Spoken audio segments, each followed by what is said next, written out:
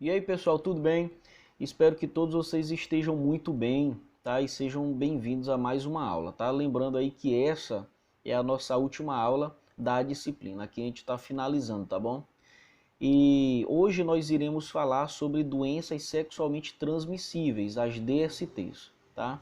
E vamos dar início com a doença chamada sífilis, tá? Que doença é essa? É uma enfermidade infectocontagiosa sistêmica. Quando a gente fala que ela é sistêmica, é porque o seu agente etiológico ele tem acesso à corrente sanguínea, sendo que por meio da corrente sanguínea ele tem acesso aí a todos os órgãos do corpo, tá bom? Então, coceira do nariz de novo. Então, nesse caso, por isso ela é chamada aí de sistêmica, tá bom? Então, a sua evolução também é lenta, tá? Ela é de uma evolução crônica, ou seja, ela não é aguda. O que é aguda? É a ponta. Então quer dizer que quando a doença ela é aguda, ela tem suas manifestações rápidas. Nesse caso, a sífilis ela não é aguda, ela é crônica. Ou seja, ela é prolongada e ela é lenta. Ela vai apresentar, né, a sua gravidade aí com muito tempo. Ela não apresenta aí de forma rápida. Por isso ela é chamada aí que é de uma forma crônica, tá bom? Então, sendo que ela tem períodos onde se manifesta, né, agudamente e períodos de latência, tá? Ou seja, aqui a gente está vendo aí no nosso material que tem essa questão de manifestações agudas. Só que nesse caso, essas manifestações agudas, elas são aí prolongadas, né, depois de um bom tempo, tá? Mas a forma de evolução dela é crônica, tá bom? Espero que vocês tenham entendido essa questão que eu estou falando aqui, tá? Então, o período de latência também, que nesse caso é um período aí de recolhimento das manifestações, tá? Então, a gente observa aqui uma das fases, ou períodos, que é a de latência, tá? Pessoal, eu vou voltar aqui esse ponto, porque eu acho que não foi bem explicado, tá? O que acontece? A sífilis, ela é de evolução crônica, tá bom? Ela é de evolução crônica, né? Ou seja, a sua forma de desenvolvimento, ela é lenta, ela não vai apresentar um pico, por exemplo, de sinais e sintomas, uma coisa muito alta, rapidamente. Seria aguda se fosse assim, mas no caso ela é crônica porque é lenta, tá bom? Agora, quando eu falei aqui sobre os períodos onde se manifesta agudamente, né, ou seja, são partes, né, são seções da doença que vai apresentar seus sinais e sintomas depois que cumprirem o seu tempo aí tardio, tá? Aí é que vai aparecer sintomas aí de forma aguda, né, o seu ápice, ou coisas mais severas, tá bom? Então, vamos continuar, né?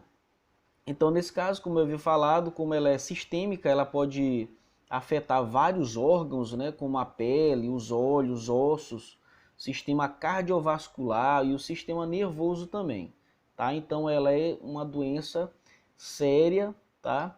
Porém, como ela é de desenvolvimento lento, ela pode ser tratada aí, né, com 100% de cura, tá bom? Então, de acordo com algumas características, né, de sua evolução, a sífilis ela pode aí se dividir, ou seja, ela tem suas partes, né, que a gente encontra a sífilis primária, a sífilis secundária e a fase latente, que nesse caso é uma fase intermediária entre a secundária e a terciária, tá? Depois da latente vem a terciária, que também pode ser chamada de tardia, ou seja, quando a pessoa já não fez o tratamento, fez um tratamento inadequado, é onde aparecem aí situações graves, né, manifestações graves da doença. Então ela é algo complicada essa doença, e nós vamos ver aqui algumas fotos, tá? Que iremos aí discutir, que vale ressaltar, entendeu? E levar em consideração a seriedade desse problema.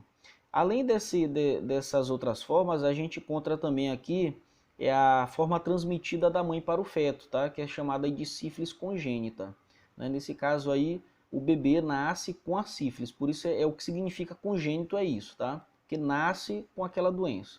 Então, nesse caso aí, na idade gestacional, a mãe, né, passa para o feto, tá bom? Então, o importante a ser considerado é que a sua lesão primária também é chamada de cancro, né? De inoculação, cancro duro, que é chamado. Ou seja, tem uma feridinha, né, que vai aparecer aí no órgão genital, em geral é no órgão genital. Né? Nesse caso, esse cancro, esse ferimento, ele é a porta de entrada aí do agente, né, do agente infeccioso ou patógeno no organismo da pessoa, tá bom? Então a gente vai observar aqui também no nosso material que sobre o agente, né, ou seja, o agente etiológico ou patógeno, causador da doença, tá? A gente encontra aqui o seu nome, que é o Treponema pallidum, tá? Ele é um... E aqui nós vamos ver as formas, né, os períodos aí da sífilis, né? Ou seja, suas classificações, tá bom? Então aqui nós encontramos, por exemplo, a sífilis primária, né? Que a sífilis primária, ela consiste aí no aparecimento de uma lesão, né? Uma úlcera, um ferimento chamado de cancro, sendo que esse cancro ele tem os bordes aí endurecido, né? Então por isso ele é chamado de cancro duro, tá? E tem aí um líquidozinho seroso, né? Transparente, que emana desse ferimento, sendo que ele é indolor, ou seja, não tem dor. A pessoa não sente dor, só sente ali questão de coceira, né, que é chamado de prurido, tá bom? E sendo que esse ferimento ele pode aparecer em vários locais, né? No caso aí pode aparecer na glande, que é na cabeça do pênis, pode aparecer também no prepúcio, né, que é a pele que reveste a glande, né, pode aparecer na vulva da mulher, pode aparecer também na vagina, no clitóris, né, no colo do útero, tá bom? E em outros lugares também, na língua, no lábio, pode ser também na conjuntiva, né, que é essa mucosa ocular, tá bom? E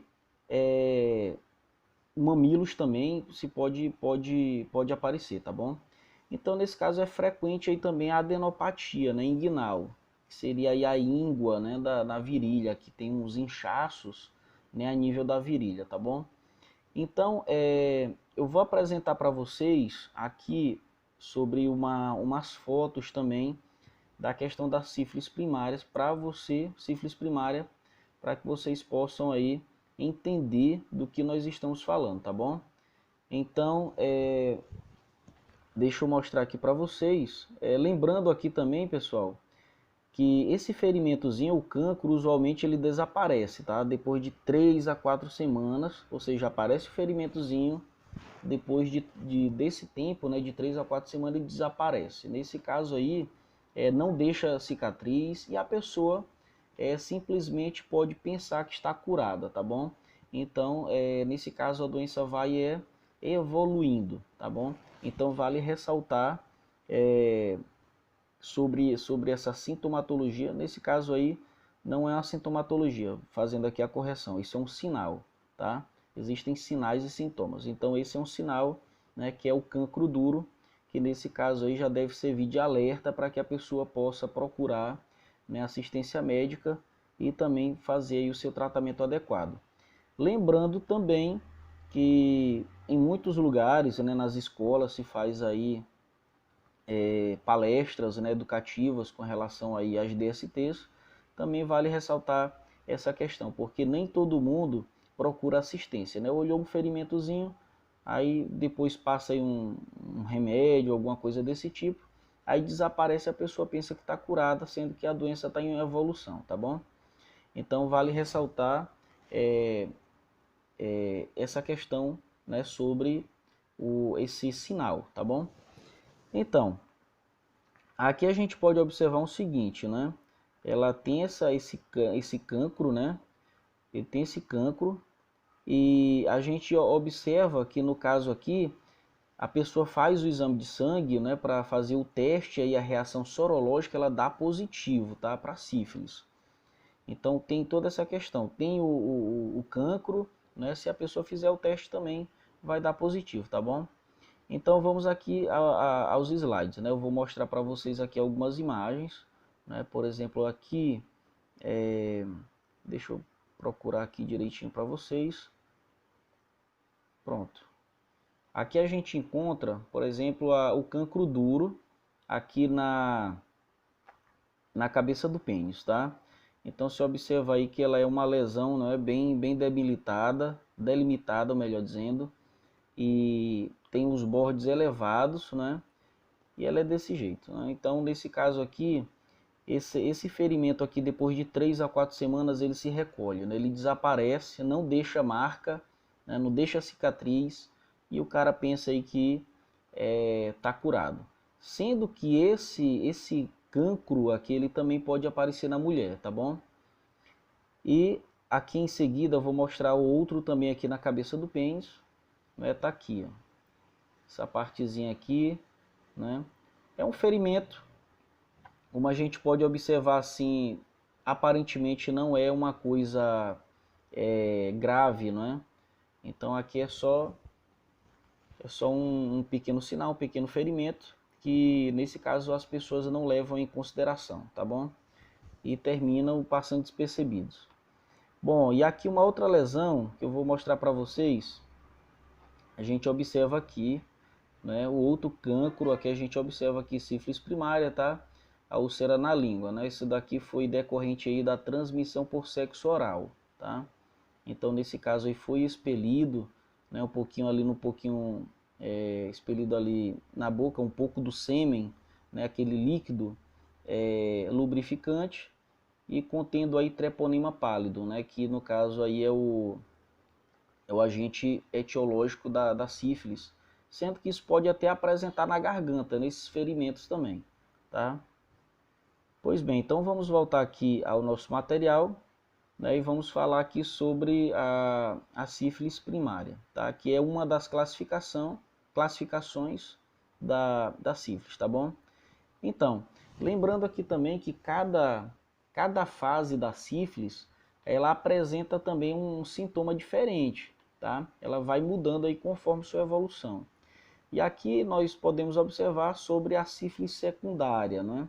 Que ela já é caracterizada aí pela disseminação do treponema pelo organismo e ocorre aí de 4 a 8 semanas do aparecimento do cancro, tá bom? Ou seja, aqui ela já vai cair na corrente sanguínea e vai ser disseminada, né, a nível orgânico, né, ou a nível sistêmico, tá? E ela pode se manifestar e se alojar em qualquer parte do corpo, tá? Então aqui a gente observa que as lesões ou as manifestações elas são essencialmente aí dermatológicas, tá? Ou seja, a nível de pele, tá? Sendo que a sorologia também aqui ela continua sendo positiva. Deixa eu explicar aqui para vocês, mostrar aqui aqui no slide também, vou mostrar aqui as imagens para vocês, tá? Pronto. Aqui a gente encontra, né, uma mão aí com várias lesões. Observem que existem umas pequenas marcas que são erupções, né, erupções cutâneas, né, são aí avermelhadas. A gente observa que elas são semelhantes àquelas marcas da catapora, né? Ela é parecida, ó. Então nesse caso a pessoa pode também aí se confundir, pessoas que não conhecem, né? Logicamente, a grande maioria não conhece. Então, aqui vale ressaltar, quando uma pessoa for se consultar, ou então quando vocês virem alguma pessoa desse tipo, é bom ter o conhecimento, né, dessas coisas para poder orientar as pessoas com relação a essa doença para que venha aí a diagnosticar e fazer o tratamento precoce, tá? Bem, e em seguida nós encontramos aqui uma outra imagem. Aqui também a sífilis secundária, tá? A gente observa que são pequenas lesões. Lembrando, pessoal, que as lesões, elas também dependem aí do sistema imunológico, tá? Como está a competência do sistema imunológico. Se ele está forte, ele vai aí reagir, entendeu? A pessoa vai apresentar lesões um pouco aí mais brandas, tá? E aqui em seguida a gente já vai ver lesões mais severas, tá? Vou botar aqui para vocês. Aqui está, é a sífilis secundária grave, tá? Nesse caso, aquelas que a gente tinha visto ali anteriormente, né, são ali ainda leves, né? Mas ali dentro da sífilis secundária. A gente observa aqui que já tem lesões mesmo, como úlceras, né, ferimentos. A gente observa que são feridas graves, tá?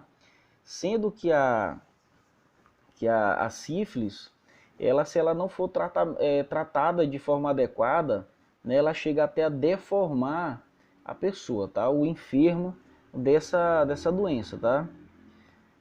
Então, aqui é a sífilis secundária grave.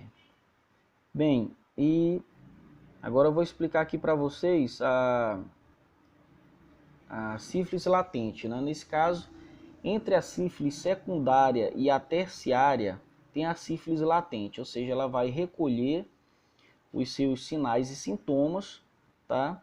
Ou seja, vai ficar aí as suas manifestações quase que inexistentes, quase que invisíveis. O pessoal vai chegar, poxa, eu tô curado, sem problema. Sendo que, no caso, as reações sorológicas, né, continuam positivas, ou seja, o cara vai fazer exame e vai dar positivo, né, para sífilis. Mas nesse caso aqui a pessoa vai passar despercebida, se a pessoa for leiga, né, então não é daquele tipo que busca assistência. Então nesse caso aqui é a sífilis latente, ou seja, ocorre aí um desaparecimento, né, dos sinais e sintomas e a pessoa pensa que está curada. E é justamente aí quando passa muito tempo sem fazer o tratamento é que vem o aparecimento da sífilis tardia, né? Ou chamada também de sífilis terciária, tá? Então, nesse caso, por exemplo, uma pessoa quando ela passa muito tempo, ela pode até passar anos, tá?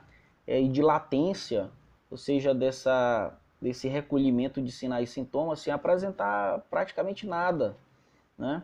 E sendo que a doença ela está em evolução dentro do organismo. Então, nesse caso, quando ela já vai estourar, vamos dizer assim, quando vai se manifestar, já é uma doença aí que vai aparecer na sua forma grave, tá bom?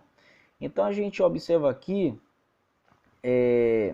que quando ela vai aparecer, ou seja, na forma terciária ou tardia, né, ela já vai aparecer aí de uma forma cutânea, né, na pele, óssea, cardíaca, né, ela pode também apresentar aí atacando o sistema nervoso, tá? Sendo que a sorologia também continua dando positivo, né? Ou seja, a pessoa faz o exame de sangue, vai dar positivo, tá? Então, pessoal, isso é uma doença muito séria e ela pode atacar até mesmo o coração, ou seja, pessoas que tiveram sífilis, né, e não trataram, ela pode apresentar aí uma anomalia, tá, cardiovascular, tá bom? Em decorrência dessa doença, porque ela ataca também o sistema cardiovascular e o sistema nervoso, até mesmo o sistema ósseo, tá? Então, eu vou aqui para as imagens para mostrar para vocês, né, a sífilis terciária, tá? Então, aqui nós encontramos essa imagem, né? Ela é chamada aí, de goma sifilítica, tá? É semelhante aí ao cancro, tá? Só que maior. A gente observa aí na altura da testa, né? É uma lesão que é bem feia, tá?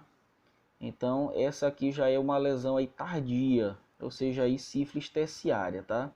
Bem, aqui nós encontramos aí outro ferimento, outra lesão, né, da sífilis terciária, que também é a goma sifilítica.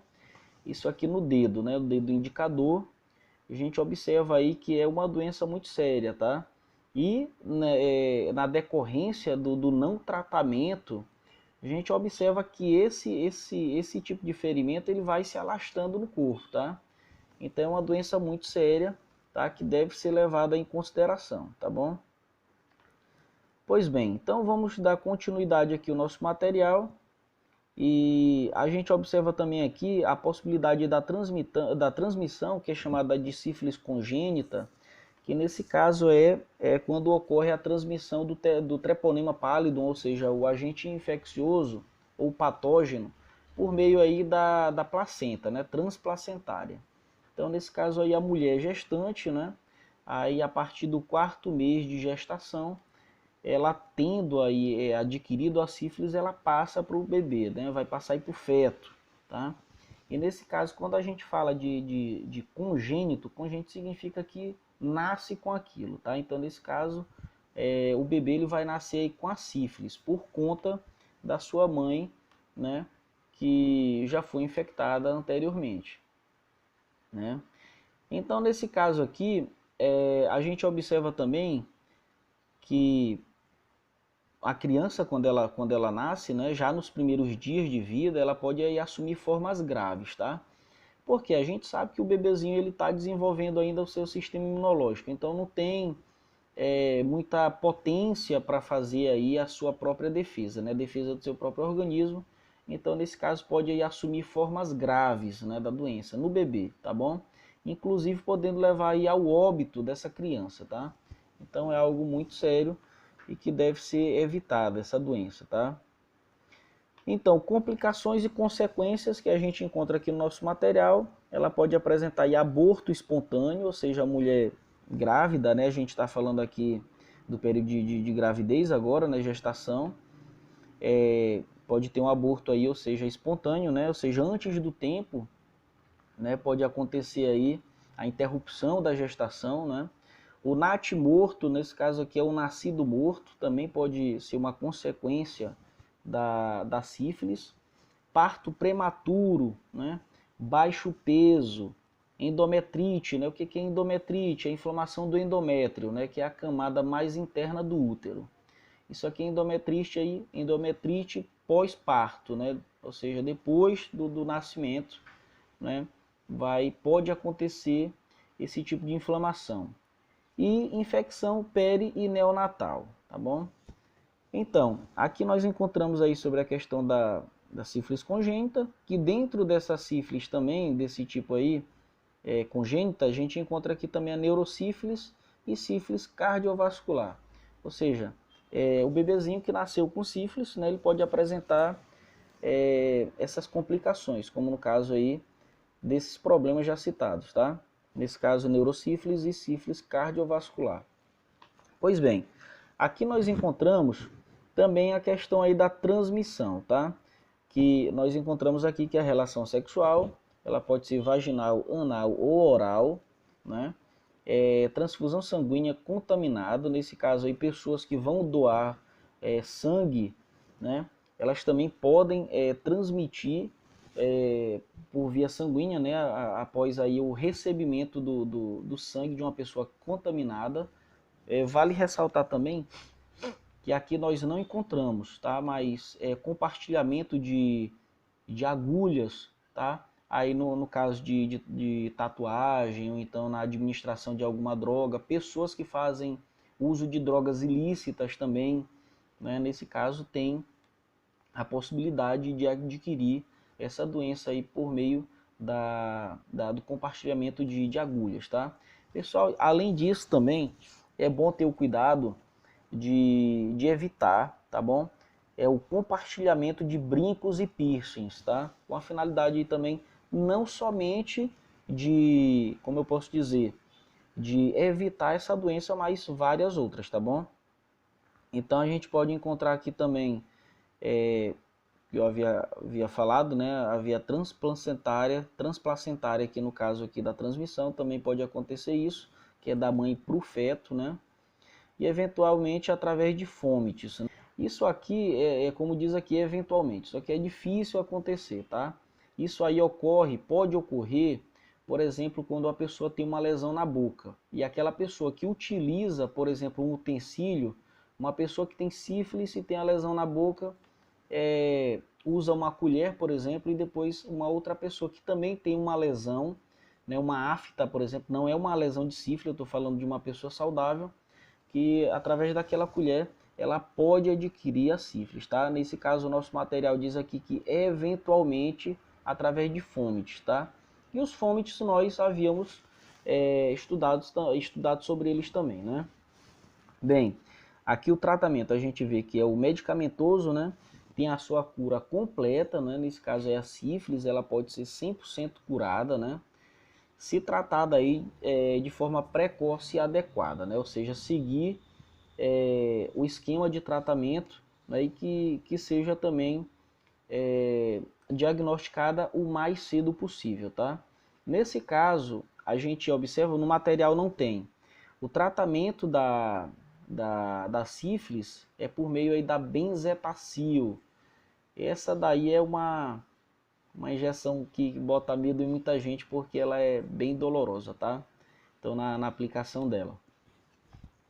Pois bem, então aqui nós encontramos também a questão da prevenção, né? Que a prevenção mais eficaz atualmente vem a ser aí o uso de camisinha, né? O preservativo, tá? Então, nesse caso aí, a camisinha pode proteger da contaminação genital se a lesão estiver recoberta, tá? Se está usando preservativo e não tem o contato aí com a genitália, uma parte da genitália, tá? Então, nesse caso aí, vai conferir a proteção, tá bom? Então, evitar o contato sexual sem o preservativo, tá bom? Bem, pessoal, aqui nós iremos falar sobre a candidíase, tá? Em especial a candidíase vaginal.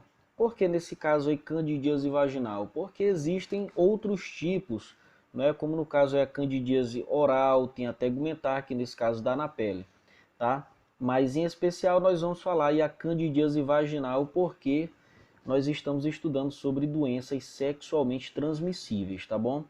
Então, a candidíase é uma doença caracterizada pelo aumento exagerado de fungos, tá? Nós vamos ver aí esse tipo de agente etiológico, tá? Tem esse aumento exagerado, ou seja, o agente etiológico, esses fungos da candidíase, faz parte da flora vaginal, ou seja, é normal ter os fungos na flora vaginal da mulher. Agora, quando ocorre um aumento exagerado desses fungos, o que vai acontecer é a candidíase, tá bom? Que nesse caso vai se caracterizar por prurido, né? Que nesse caso é coceira, vai ter ardor, dispareunia, que é aí a dor na relação sexual, né? E também vai apresentar um corrimento branco aí semelhante à nata de leite, tá? Então, nesse caso aí, tem algumas lesões também que se encontra na região da vulva, né, como inchaço, tá? E a hiperemia, né, que nesse caso é a vermelhidão, tá? Que pode ocorrer tanto ali na região inguinal, nesse caso aqui é da virilha, na vulva ou na região do períneo também, né? Que pode aí acontecer, tá? Devido aí a essa doença. E no homem também não vai ser diferente. Também acontece aí a hiperemia na glande, né? E também aí no prepúcio. E também, no caso, a vermelhidão, como eu havia falado. E também a inchação ou inchaço, né? Do prepúcio e da glande, né? A glande é a cabeça do pênis e o prepúcio é a pele que cobre. Nesse caso é chamada de balanopostite, tá? Ou seja, a inflamação, né, da glande e do prepúcio, tá bom? Isso devido a candidíase, tá? Que também vai acontecer a questão aí também do ardor, né, a urinar, pode ter dor também durante a relação sexual, que eu havia falado aí, a questão da dispareunia, tá bom?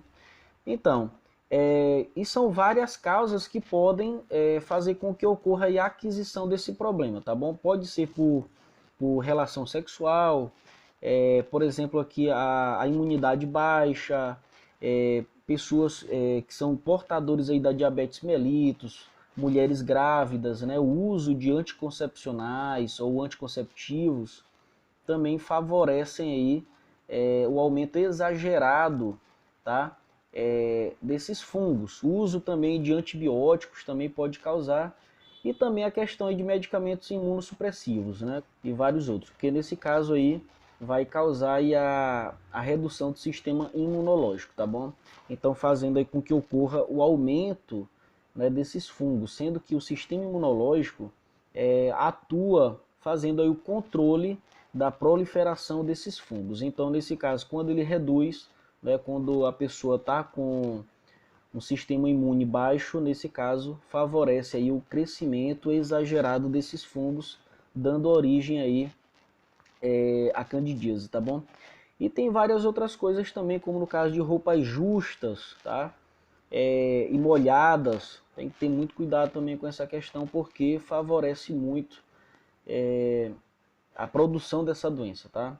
A obesidade também é um dos pontos que ajudam aí também no processo, na aquisição dessa doença, tá? Na questão aí da produção ou da proliferação desses fungos, tá? E aqui eu vou colocar para vocês uma imagem, tá? Que a gente tem aqui na nossa apostila. Aqui a gente observa aí, né, a vagina, melhor, não é a vagina, é a vulva. Pessoal, vagina é a parte interna, tá? É a parte interna. Essa parte de fora aqui da genitália feminina é chamada de vulva, tá? Então a gente observa aqui esse corrimento branco, tá? Como nata de leite, tá? E dá mau cheiro também, né? Segundo o que ensina aqui a literatura, tá? Pois bem, aqui então nós vamos ver aqui o agente causador, né? Que é a Candida albicans. Nesse caso aqui é um fungo, né? Principalmente é causada pela Candida albicans, tá? Existem outros tipos de Cândida, mas o principal, ou seja, aí cerca de 90%, né, da candidíase é causada pela albicans, tá bom? Bem, pessoal, e aqui nós encontramos aí sobre as complicações e consequências da candidíase, né? Aqui, em geral, elas são raras, né? Difíceis de acontecer. Mas quando ocorre, né, ela pode gerar esofagite, que nesse caso é a inflamação do esôfago, né? Tem aí a endocardite também, que nesse caso é a inflamação do músculo cardíaco, né? A inflamação do coração, tá? E nesse caso aqui, ela pode ocorrer de forma disseminada, né? Assim, sistêmica. Nesse caso, especialmente em imunodeprimidos, né? Pessoas que têm problema de diabetes também. Então, tem esse risco. É raro, mas pode acontecer complicações como essas, tá bom? Então, vale ressaltar aí que é uma doença simples, tá? Se pode ser tratada de forma bastante fácil, tá? Então, não tem porquê chegar a um ponto desse aqui, tá bom? Então, vai muito aí da pessoa, né, da mulher, ela procurar se cuidar e fazer as consultas, tá? Para poder buscar aí o tratamento adequado da forma aí mais rápido possível, tá bom? Bem, pessoal, e aqui nós encontramos aí a transmissão, né, que ela pode ocorrer aí por meio, né, do contato com secreções provenientes da boca, da pele, da vagina, né, lembrando aí também que essa questão da secreção vaginal, por meio do sexo oral, a pessoa pode também adquirir, né, a candidíase oral, tá bom? E também pelas secreções aí de dejetos, né, de doentes ou portadores, tá? Nesse caso aqui eu quero ressaltar uma coisa bastante interessante, a questão do compartilhamento de roupas íntimas, tá? No caso aí de cuecas, por exemplo, o homem depois que ele adquire a candidíase, ou então a mulher, né, quando compartilha calcinhas ou biquínis, tá? Tem aí uma grande chance, né, de contrair essa doença também. Então, nesse caso, as roupas íntimas, elas são de uso único, tá bom? Então, nesse caso, precisa ter esses cuidados, tá? Então, a transmissão da mãe para o recém-nascido também pode acontecer. Isso aí a gente está se tratando aí, se referindo, né, melhor dizendo, à transmissão vertical, né, que ocorre aí durante o parto. Então, a infecção em geral, ela é primária na mulher, ou seja, ela acontece aí na mulher porque nesse caso os fungos, né, da questão aí da Candida albicans, ela faz parte da flora vaginal, tá bom? Então, quando ocorre aí uma baixa da imunidade, ocorre também uma alta proliferação.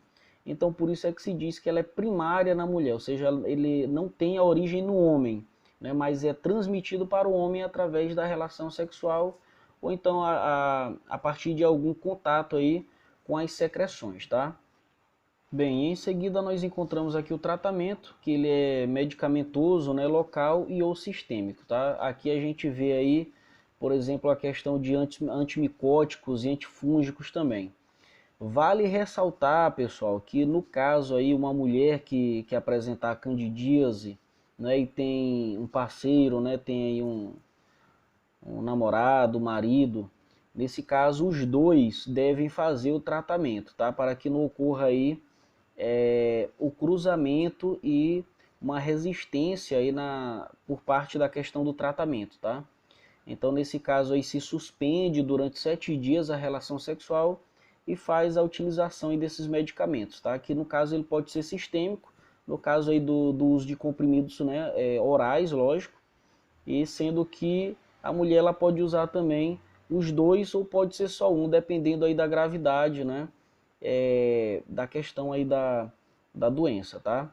Do problema aí da candidíase. Então pode ser só o uso local, né, através da pomada e com medicamento oral também. Nesse caso, o homem ele só vai utilizar o comprimido oral, tá bom? Então, os dois devem fazer o tratamento. E com relação aqui à prevenção, se deve ter cuidado aí, como eu havia falado, questão de compartilhamento de roupas íntimas, né? Bem como também o uso de preservativo, tá bom? E no caso aí as mulheres, bem melhor fazer a utilização de calcinhas de algodão, tá? Porque no caso aí as calcinhas de malha, elas são mais quentes, então favorece muito, tá? A proliferação de fungos. Então é bem melhor usar aí calcinhas de algodão, tá? Para evitar não só a questão da candidíase, mas outros problemas aí fúngicos também, tá? Bem, pessoal, e aqui nós encontramos aí a gonorreia, né? Que é uma doença aí também infectocontagiosa, que se caracteriza aí por uma presença abundante de secreção purulenta, tá? Que nesse caso pode se apresentar aí por meio de corrimento, né? Na uretra vaginal ou então na uretra peniana também. E tem aí várias outras coisas, como no caso aí também de coceira, né, que é o prurido, né, na uretra e disúria, né, nesse caso uma ardência na micção, né, na hora aí de urinar. Inclusive tem pessoas que caracterizam ou conceituam a gonorreia como sendo a esquentamento, tá? Mas nesse caso não é um nome científico. Não é esquentamento porque pessoas que têm essa doença, elas relatam aí que ao urinar é como se estivesse urinando gilete ou então fogo, tá? Então apresenta aí esses sinais e sintomas, até mesmo gerais, como no caso aí de febre, tá?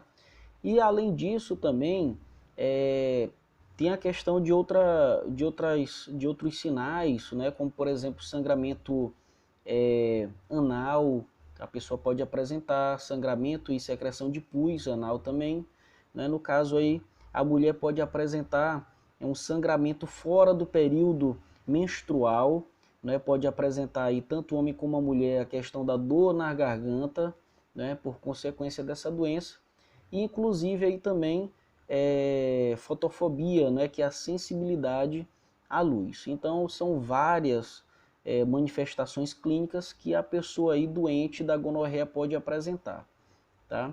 Então, sendo que as principais manifestações são essas, tá?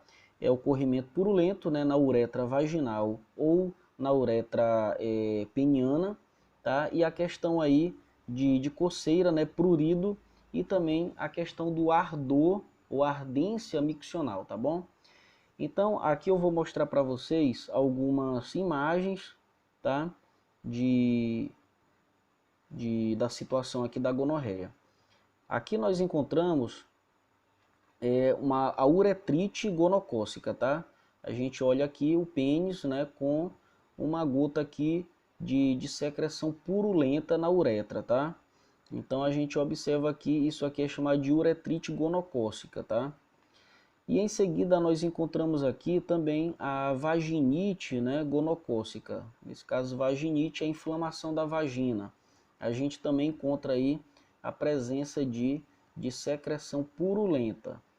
E em seguida nós encontramos aqui também a oftalmia gonocócica, ou seja, é quando ocorre aí a secreção purulenta, né, a nível ocular, né, sai aqui dessa parte aqui do olho, tá? A secreção purulenta também. já que tem essa vermelhidão, a pessoa vai apresentar aí também a fotofobia, né, que é a sensibilidade à luz, né, a pessoa não consegue aí, como eu posso dizer, ter deixa de ter não tem uma sensibilidade à luz, né, tem uma intolerância, é o que eu queria dizer, a questão da luz, vai ter um incômodo, né, em ambientes aí iluminados, tá? Então, são esses aqui os sintomas, né, sinais e sintomas gerais, tá? Aqui da gonorreia. Então a gente encontra aqui também o agente etiológico, o agente causador da doença, né? Que é chamado de Neisseria gonorrhea, tá? É uma bactéria que causa essa gonorreia, sendo que ela não é a única, tá? Que é agente patógeno, não é o único agente patógeno dessa doença aqui, da gonorreia, tá bom? Pode ter outros tipos aí também de agentes que causam esse mesmo problema, tá? Mas o mais comum é pela Neisseria gonorrhea, tá? Então, as complicações a gente pode ver como aborto espontâneo, né? Nesse caso aí, a interrupção do período de gestação, né? Ou seja, o bebê vai nascer aí antes do tempo. Também tem o risco aí de natimorto, ou seja, é quando o bebê nasce, né, morto, né, por isso é chamado de natimorto, ou então o parto prematuro, né, que também é com relação aí à interrupção da gestação. Pode ocorrer aqui também a questão do nascimento aí com baixo peso, né, endometrite pós-parto, nesse caso aqui endometrite, essa terminação "ite" significa inflamação, e no caso o endométrio, né, é a camada mais interna aí do útero. Então, nesse caso, a mulher com esse problema aí de gonorreia, ela pode apresentar endometrite pós-parto, né? Que é a inflamação do endométrio. Além disso, a gente encontra aqui doença inflamatória pélvica, né? Ou seja, na região da pelvis, né? Comumente chamada aí de bacia, mas não é o nome científico, tá? Então, nesse caso aí, é pelve, né? Pelvis, melhor dizendo, que é o nome científico, tá? Então, a mulher ela pode apresentar também, por conta da gonorreia, a infertilidade, ou seja, vai ter dificuldade aí ou não vai engravidar, tá bom? Da mesma forma, a gente encontra aqui também a epididimite, que é a inflamação do epidídimo, tá? Que se trata aqui de condutos aí da região testicular, né, do homem. Nesse caso aqui também vai interferir na questão aí da fertilidade. Aqui também o homem vai ter dificuldade, né, de ter filhos, tá? Então, nesse caso, por consequência, né, complicações aqui da gonorreia, tá? E também tem a questão daqui da prostatite, que é a inflamação da próstata, tá? E pielonefrite, tá? Nesse caso aqui, vale ressaltar a questão da pielonefrite, porque essa doença ela é da genitália, tá? Então, nesse caso, pela uretra, o agente causador da gonorreia ele pode subir, ascender até aí os rins e ocasionar a inflamação, né, dos rins, tá bom? Então, vale ressaltar a questão aí de fazer com que ocorra um diagnóstico precoce, né, e o tratamento precoce também, para que não venha a ocasionar essas complicações, tá? Porque nesse caso aí, uma gonorreia também que não seja tratada adequadamente ou que não seja tratada, né, pode ocasionar várias complicações, como havíamos falado aqui, e é algo assim sério também, e que deve ser tratado de forma adequada, tá bom? Então, a transmissão ela pode ser aqui por relação sexual, tá? Que nós podemos observar no nosso material, e vale ressaltar também que como tem, por exemplo, a questão da secreção purulenta, né? Aqui se deve ter aí o cuidado também de não compartilhar roupas íntimas, tá bom? Como cuecas, calcinhas, biquínis, bem como também ter o cuidado com relação a questão do compartilhamento de toalhas, tá? Nesse caso, toalha é para ser uso único, individual, tá bom? E também a questão da relação sexual desprotegida também ocorre aí a transmissão dessa doença, tá bom?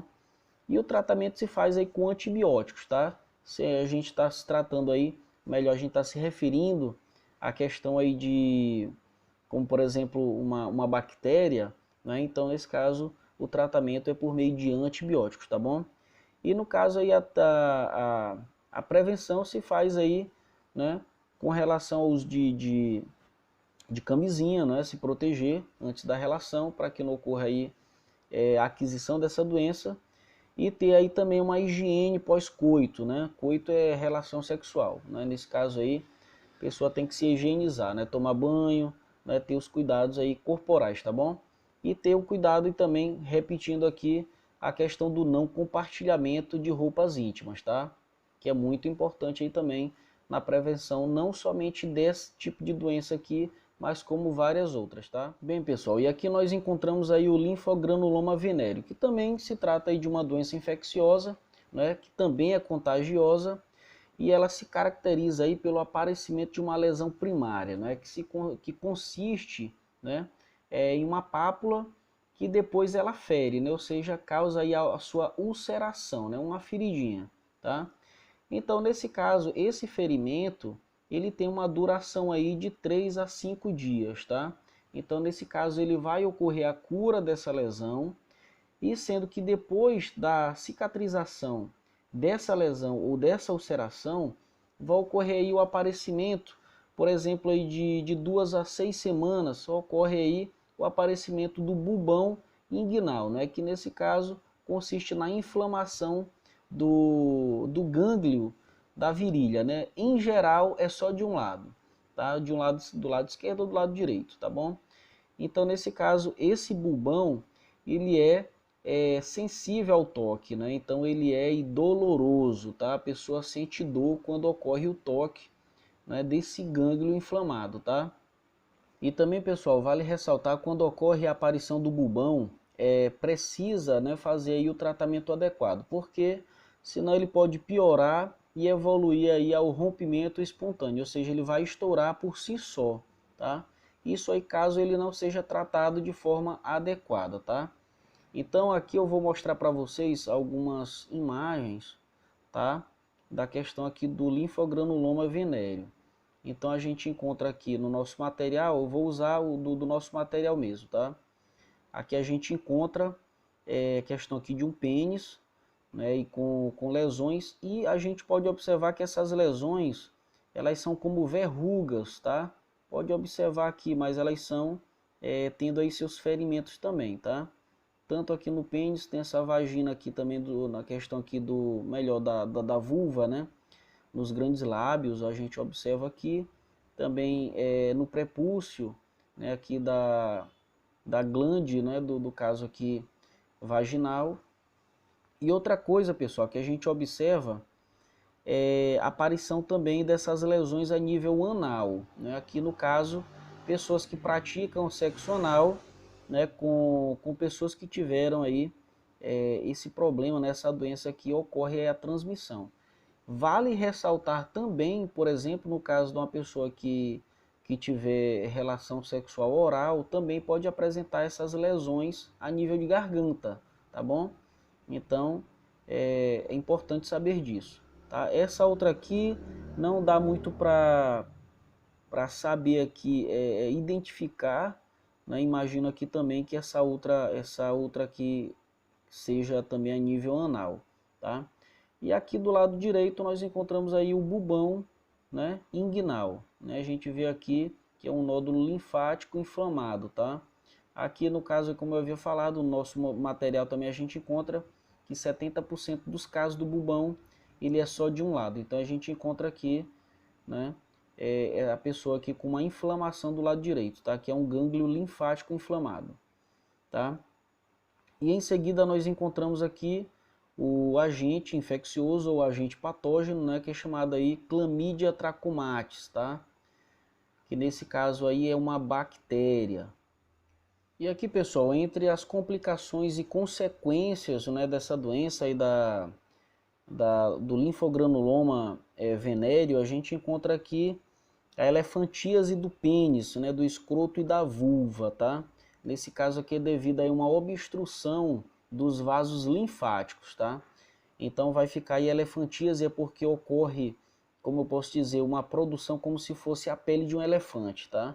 Então, nesse caso, isso pode acontecer no pênis, pode acontecer também no escroto, que é o saco que reveste os testículos, né, do homem, e no caso da vulva, né, nesse caso aí é da mulher, tá bom? Então, esteticamente isso fica muito feio, tá? E também ocorre aí, no caso do pênis, pode ocorrer até aí vai ocorrer a perda da sensibilidade, né? Então, na relação sexual, lógico, né? Então tem essas consequências. Também tem a proctite, né? Nesse caso a inflamação do reto, né? Nesse caso aí ocorrendo a relação anal, né? E também o estreitamento do reto, tá bom? Então, porque ocorrendo aí a relação sexual, vai ocorrer não somente a questão da inflamação, como também da formação dessas lesões, né? Que são semelhantes né, a verrugas, tá? Então, nesse caso aí, vale ressaltar essas coisas, né, esses problemas que podem acontecer, tá bom? Então, aqui nós podemos ver também a questão da transmissão, né, que é por meio aí da relação sexual, é a via mais frequente de transmissão, sendo que a pessoa que teve relação com uma pessoa com essa doença, ela vai apresentar lesões aí onde tiver o contato sexual, né? Nesse caso, se tiver, por exemplo, aí sexo anal, por exemplo, vai ter lesões na garganta, né? Ou na boca, no caso, se tiver relação sexual vaginal, vai aparecer na vagina, e anal também no ânus, tá? Como observamos aqui a questão das complicações, tá?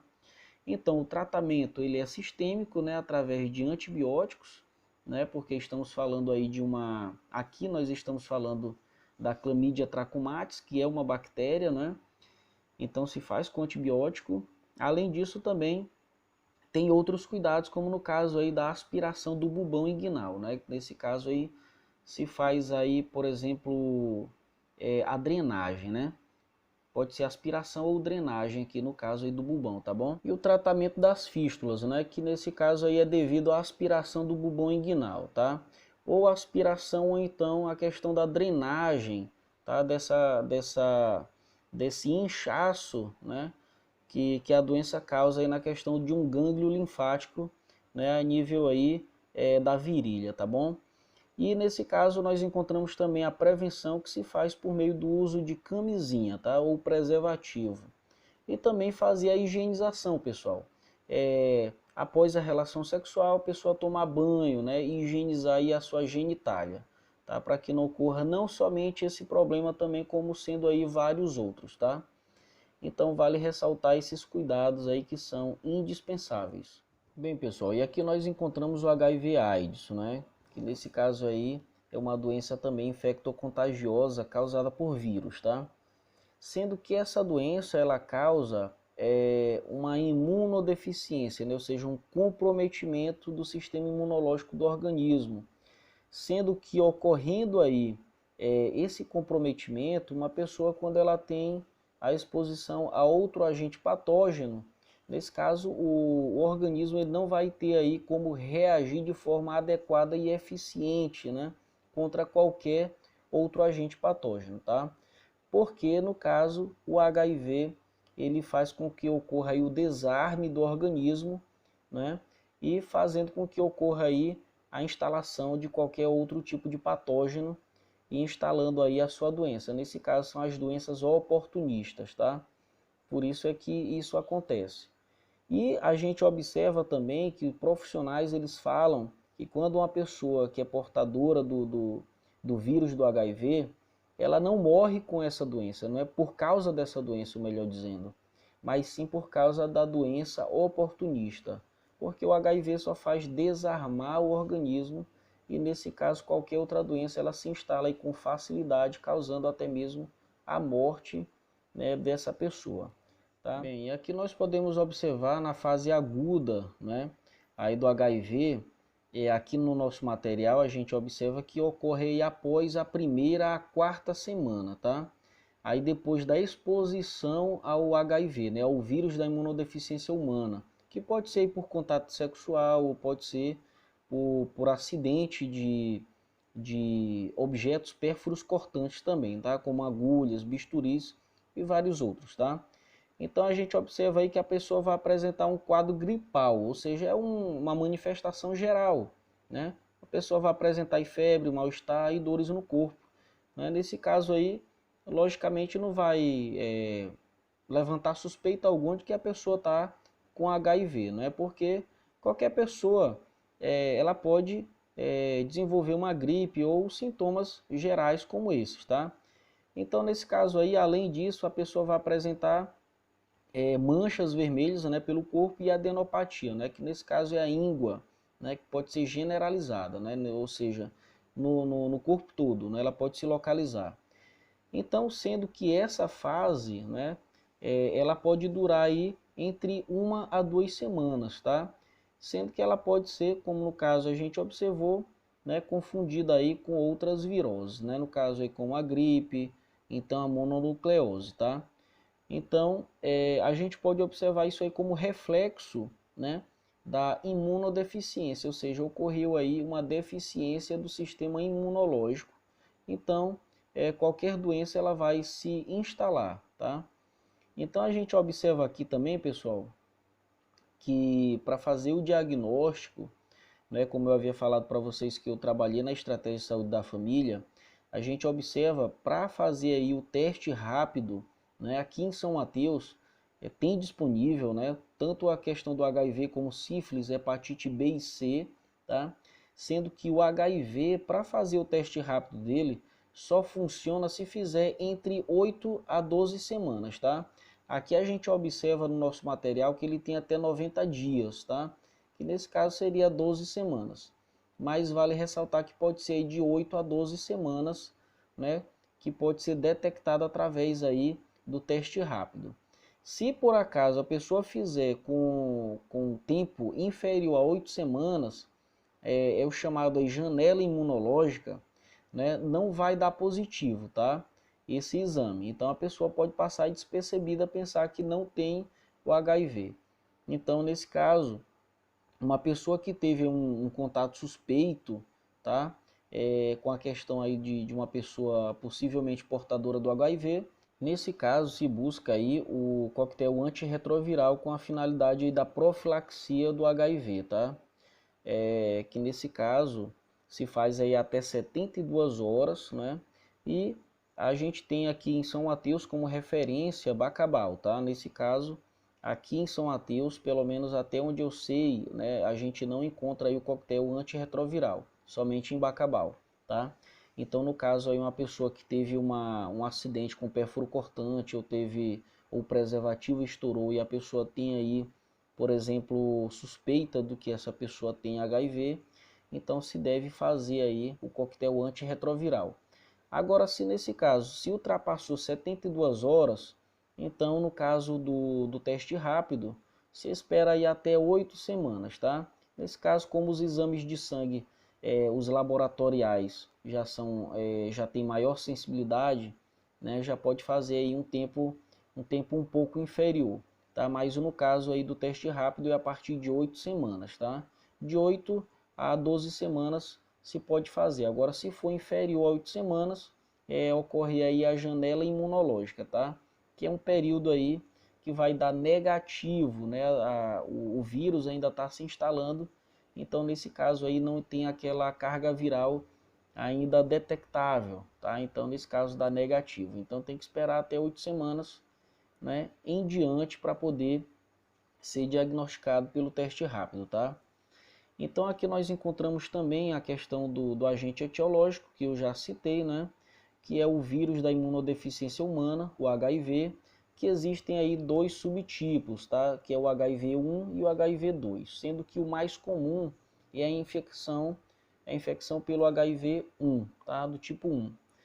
E as complicações que a gente pode observar, a gente encontra aqui como doenças oportunas, né, ou doenças oportunistas, né, como eu havia falado, que as doenças elas são oportunistas porque elas não são como eu posso dizer, tão patógenas, né, mas devido à questão da baixa imunidade, que é tanta, né, tão grande, que até mesmo aquelas doenças que são fracas, elas se instalam aí com maior facilidade, tá?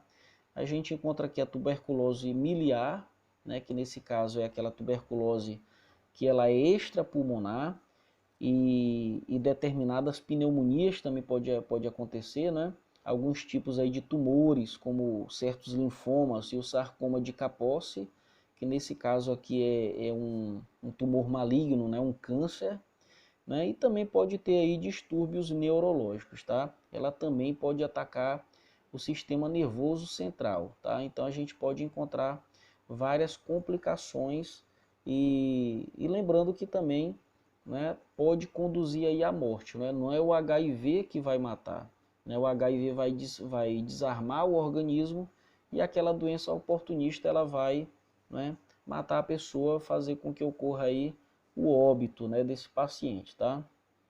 Então, a gente encontra aqui a forma de transmissão, que ela pode ser sanguínea, né, através do sangue, pode ser, aí, por exemplo, a questão da transfusão sanguínea. Lembrando que os hemocentros, né, que são os bancos de sangue, fazem o teste, né, de HIV também para aquelas pessoas que são doadoras de sangue, tá? Para que não ocorra aí a transmissão do HIV, por meio aí da transfusão sanguínea. E a gente encontra aqui também a questão do sêmen, né, secreções vaginais e leite materno. Nesse caso aqui também são, como posso dizer, substâncias do corpo, né, que também pode estar contendo aí os vírus do HIV e podendo aí fazer a possível transmissão, tá? Então nesse caso aí mães que tiveram filhos aí que deram negativo, no caso aqui, vai ser proibido aí de amamentar o filho, tá? Com a finalidade de não transmitir o HIV. Podendo ocorrer também a transmissão, né, no sexo vaginal, oral e anal. Isso daí dependendo aí, por exemplo, aqui o oral quando ocorre alguma lesão na boca, um ferimento, tá? Mas agora a questão aí do vaginal e anal, sim, pode acontecer, né, devido aí com o contato. Mas com a questão aí o oral, né, nesse caso tem que ter alguma lesão para que ocorra a transmissão, tá? Bem, pessoal, e agora que o tempo de incubação, que é importante a gente ver essa questão, é que, por exemplo, uma pessoa, inicialmente, uma pessoa com HIV vai apresentar manifestações generalizadas, né, ou inespecíficas, tá? Como a gente já havia falado aí, ou visto, como a questão aí de febre, de um mal-estar geral, aquela coisa, como se fosse aí uma gripe ou então outro tipo de virose. Mas agora o tempo de incubação do HIV é de 3 a 10 anos ou mais, né, para apresentar manifestações específicas da AIDS, tá? Então nesse caso aí é depois de muito tempo que nesse caso vai apresentar manifestações específicas, tá? Então antes disso aí não é específica, é generalizada, é algo aí que não vai fazer com que ocorra aí a diferenciação. Bem, e com relação aí à prevenção, né, a forma de prevenção, a mais comum, né, a mais eficaz é o uso do preservativo, né, no caso aí de relação sexual. Por exemplo, tem que ter cuidado também, principalmente aí as mulheres, homens também, né, nesse caso que já estão usando brincos, ter o cuidado de não compartilhar, né, brincos e piercings, né, porque nesse caso aí tem as secreções, né, do ferimento onde passa o brinco, né, o piercing, então pode ter aí também a transmissão do vírus do HIV, bem como também a questão, por exemplo, de tatuadores, né, pessoas que vão fazer, e nesse caso tem que ter aí agulha, tá, estéreo, para que ocorra aí a confecção da tatuagem, por exemplo, quem for fazer, não é, no caso, e ter cuidado também aí, por exemplo, quando é profissional de saúde, como posso dizer, para não se acidentar com objetos pérfuro-cortantes, tá? Tem que ter esse cuidado. Por exemplo, se é vacinador, ter o cuidado aí de não encapar a agulha. Nós, como quando estamos na faculdade de enfermagem, nós somos orientados a não encapar, tá? Porque justamente aí no encape da seringa e ter aí contato, né, com o vírus do HIV. Então se tem esse cuidado aí de não reencapar, né, a seringa, tá? Se deve colocar aí em um depósito, né, adequado, no caso é o descarpaque, né, que é uma caixa de papelão. E se deve ter o cuidado aí também, pessoal, quando for manejar essa caixa, tá? Existem pessoas também que até mesmo aí quando vai recolher aquele lixo com perfuro cortantes, né, às vezes ela perfurou ali a caixa de papelão e a pessoa se arranha ou se corta.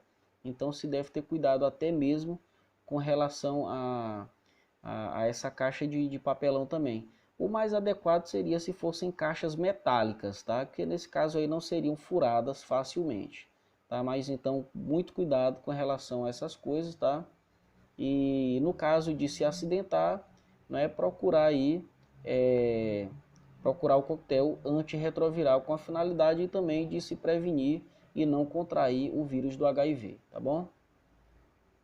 Bem, pessoal, e aqui nós encontramos a infecção por tricomonas, né, que a doença causada por esse protozoário é chamada de tricomoníase vaginal, né, que nesse caso aí é também uma doença infectocontagiosa, né, do sistema geniturinário, tanto no homem quanto na mulher, tá? Então, as manifestações clínicas, né, ou seja, seus sinais e sintomas, eles também são característicos, né? Como no caso aí da uretrite, que é a inflamação da uretra, tá? Tanto do homem quanto da mulher. Nesse caso aqui, em geral, com relação ao homem, as suas manifestações elas são brandas, né? São mais fracas, apresentando aí ardor e ou prurido, né? Que nesse caso é coceira, tá? E a nível da uretra, tá? E nesse caso também tem uma secreção uretral, né? Que pode ser branca, amarelado ou amarelo esverdeado, tá bom? Então, sendo que tanto no homem quanto também na mulher, pode ser aí de forma assintomática, tá? Pode ser que não apresente, pode ser que apresente, tá? Então, variando aí desde um período assintomático, né, que pode se apresentar, como também pode ocorrer aí manifestações mais severas, tá? Então, vamos observar também a questão da mulher, que ela também vai apresentar aí vaginite, né, que nesse caso é a inflamação da vagina, ou vulvovaginite, que é a inflamação da vulva, que eu havia falado para vocês, que é a parte externa, né, da genitália feminina, e a cervicite, que nesse caso é a infecção do colo do útero, né? Ressaltando aqui, pessoal, que é muito importante, no caso da mulher, a questão das doenças sexualmente transmissíveis é até um pouco mais grave do que nos homens, né? Porque a mulher ela tem a uretra menor do que a do homem, é mais curta. E também o órgão genital feminino ele é interno, a vagina é interna, tá? E nesse caso do homem não, é externa, como se observa, né? Então, nesse caso, por isso, né, devido a essa questão, se torna até um pouco mais grave aí do que do homem, tá? Mas nesse caso não é por causa que a do homem deve ser aí um pouco menos grave, que também se deve baixar a guarda, né? Existem, né, logicamente aí doenças sexualmente transmissíveis que são muito severas, tá? Então não é por isso que o homem também deve baixar a sua guarda, tá? Então nesse caso aqui, como a gente pode ver, né, o curso da doença ela pode apresentar, né, pouca ou nenhuma manifestação, tá bom? E com relação aí às manifestações clínicas que acontecem com a mulher, ela vai apresentar, no caso aí, corrimento vaginal, que pode ser amarelado, pode ser esverdeado ou acinzentado, tá? Com presença também de espuma e com o odor característico forte, né? Nesse caso aí tem a presença aí de mau cheiro, tá? E nesse caso também não é comum que ocorra aí algum tipo de irritação miccional, ou seja, quando a mulher vai urinar, ela geralmente não sente, né, dor ou ardor, tá? Que no caso é diferente do homem. O homem sente, mas nesse caso são mais discretos, são mais leves, né? Quase aí que imperceptíveis, tá? Então, nós vamos observar aqui outras coisas também. Bem, aqui nós vamos encontrar o agente infeccioso ou patógeno, né? Que é o Trichomonas vaginalis. Nesse caso é um protozoário, tá? Bem, aqui nós encontramos as complicações e consequências, né? Tal como aí a prematuridade, ou seja, ocorre aí uma, como eu posso dizer aqui, uma interrupção do período gestacional, né? Nesse caso aí faz com que ocorra o parto prematuro. A criança também não se desenvolve muito bem aí com relação ao seu peso, né? Por isso que ocorre aí baixo peso ao nascer. E também tem a ruptura prematura da bolsa, né? Nesse caso aqui é a bolsa corioamniótica, que reverte aí o feto, né? Então ela tem que estourar, mas isso aí só no período de parto normal, né? No caso aí, quando parto normal que eu estou me referindo aqui é no tempo, né? Quando ele é chamado de atermo, quando no caso ele é no tempo apropriado para o nascimento, né? Então tem aí a ruptura da bolsa, mas nesse caso aqui a ruptura prematura, né? Ou seja, antes do tempo do parto, tá bom? Então espero que eu tenha sido claro aí, né, nessa explicação e não tenha confundido vocês, tá? Bem, e aqui nós encontramos sobre a questão da transmissão, né, que principalmente ocorre por relação sexual, né? Então nesse caso aqui, cada um, né, dos parceiros eles podem se infectar, né? Tanto a mulher com o tricomonas vaginalis, ele pode passar para o homem, e o homem que adquiriu o tricomonas também pode transmitir para a mulher, né? Nesse caso aqui, principalmente pela relação sexual, e aqui nós encontramos também a presença dos fômites, tá? Que nesse caso aqui são aqueles veiculadores, né, de agentes patógenos. Aqui eu posso citar como exemplo, como eu já falei para vocês antes, a questão do compartilhamento de roupas íntimas, né, como calcinhas, biquínis, cuecas também. Então não se deve, até mesmo a questão de toalhas, tá? Então não se deve compartilhar, pessoal, tá?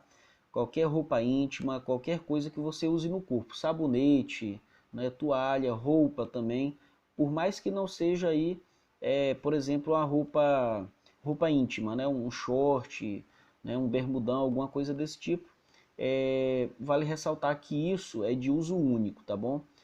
E até mesmo para prevenir outras doenças, tá?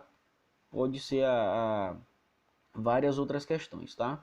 Então, nesse caso, você tem que ter cuidado aí em não compartilhar coisas de uso único, tá? Camisa, até mesmo a questão de bermudas, óculos, brincos, piercings, né? Já não estou falando aqui em especial aqui do tricomonas, já estou falando aqui de uma forma generalizada, tá?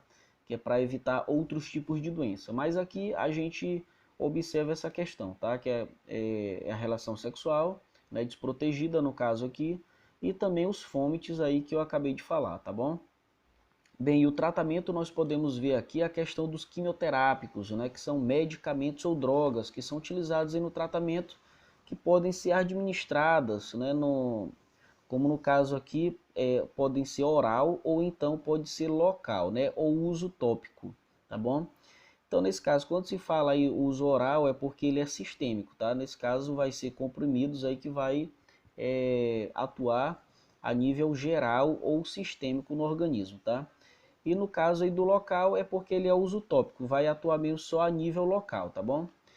E no caso do homem, no tratamento da tricomonas vaginalis, como não tem aí basicamente como fazer a aplicação de pomadas, né, no uso local, se faz aí o uso oral, tá bom? Dos medicamentos.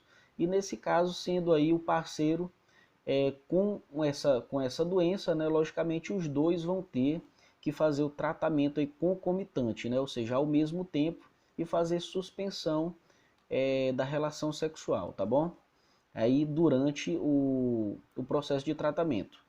E a prevenção a gente encontra aí, por exemplo, a questão aí do uso do preservativo, né, o camisinha, e fazer o tratamento simultâneo. Aqui já no caso tratamento, já não seria prevenção, mas aqui no nosso material tem como tratamento, né? Mas a prevenção seria só o uso do preservativo e também o não compartilhamento de roupas íntimas, tá? Então é isso aí, pessoal. Então nós chegamos aí ao fim da nossa disciplina. Espero que vocês tenham gostado das aulas, tá? E desejo a vocês aí boa sorte e tudo de bom, tá? Valeu!